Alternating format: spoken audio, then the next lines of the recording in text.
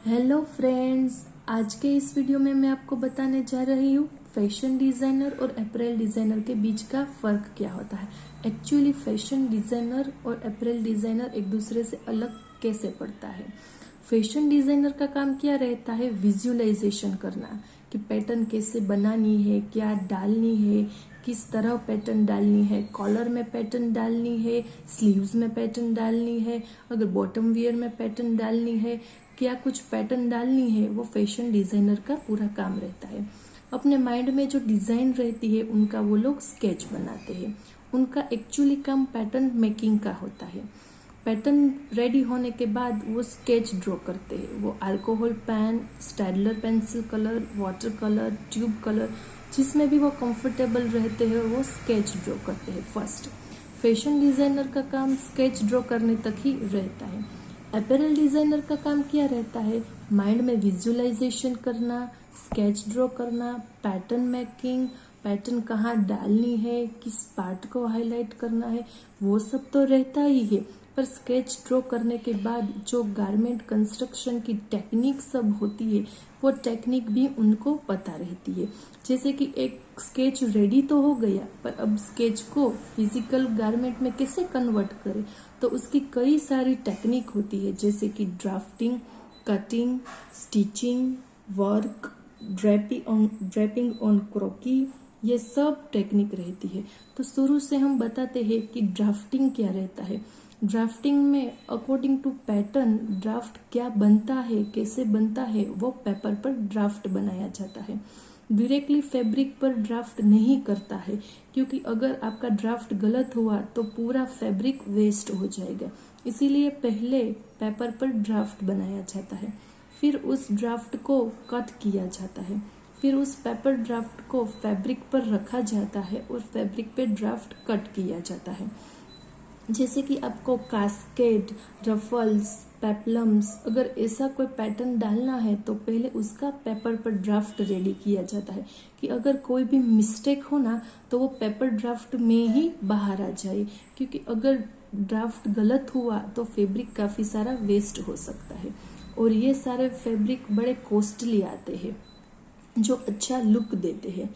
तो कटिंग होता है ड्राफ्ट का, फिर ड्राफ्ट को फैब्रिक पे कट किया जाता है, फिर उसमें अगर आपको घाघरा चोली या शेरवानी ऐसा कुछ हैवी गारमेंट अगर आप बना रहे हैं तो उसका फैब्रिक आपको काफ़ी स्टिफ रहता है, तो उसमें फिर पेपर फ्यूजिंग यूज़ होता है, फैब्रिक फ्यूजिंग यूज़ होता है। आप मार्केट में कोर्सेट तो देख ही लेंगे होंगे, उसमें काफ़ी सारे बोन वायर्स रहते हैं जो कोर्सेट को स्टिफ बनाते हैं। फिर इनर भी यूज़ होता है। कोई भी गारमेंट बिना इनर के कभी नहीं बनता, उसको वेल फिनिश्ड गारमेंट कहते हैं। और अगर आपको वर्क डालना है तो वर्क एक्सपर्ट्स जो होते हैं उनके पास आपको वर्क करवाना होता है, जैसे कि मिरर वर्क होता है, गोटा पट्टी वर्क होता है, बीड्स का काफ़ी वर्क रहता है, थ्रेड एम्ब्रॉयडरी रहती है। ये सब वर्क एक्सपर्ट्स के पास करवाना रहता है। पहले कोई भी वर्क रहेगा उसके बाद उसका स्टिचिंग किया जाएगा। ऐसा नहीं कि पहले स्टिच हो गया फिर उसको वर्क करने के लिए देते हैं, ऐसा नहीं रहता। पहले वर्क किया जाता है, फिर वर्क होने के बाद उसको स्टिच किया जाता है। फिर ड्रेपिंग आता है, ऑन क्रोकी होता है। जो हेवी गारमेंट्स होते हैं जैसे कि रेड कारपेट के garment, very flary garment, ball gowns, वो सभी क्रोकी पर ड्रेप किए जाते हैं, क्योंकि एक्चुअली पता चले कि कौन सा कपड़ा किस हिस्से में आ रहा है और किस तरह से बनता है। जैसे कि अगर हैंगिंग फ्लैप होता है तो उसकी लेंथ कितनी रखनी है, हैंगिंग फ्लैप कहाँ पर हैंग करना है, वो सारी कई बातें ऑन क्रोकी ड्रेप की जाती है।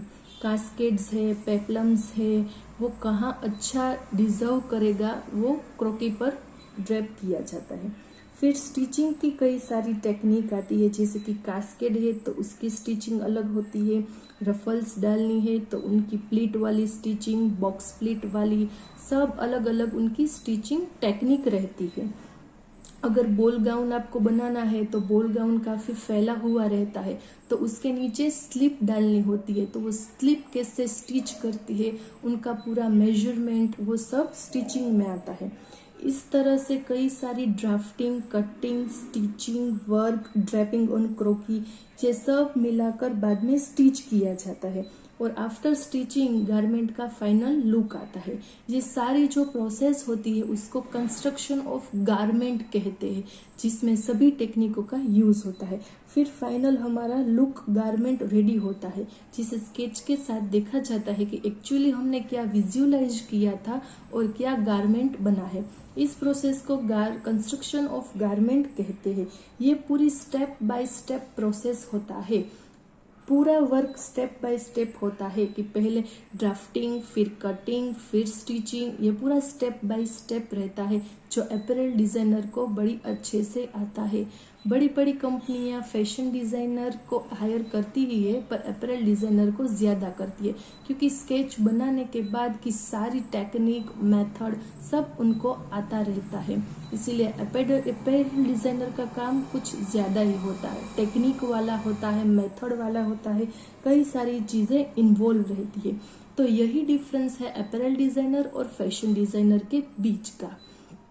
अगर ये वीडियो आपको पसंद आया तो वीडियो को लाइक कीजिए, शेयर कीजिए और सब्सक्राइब कीजिए।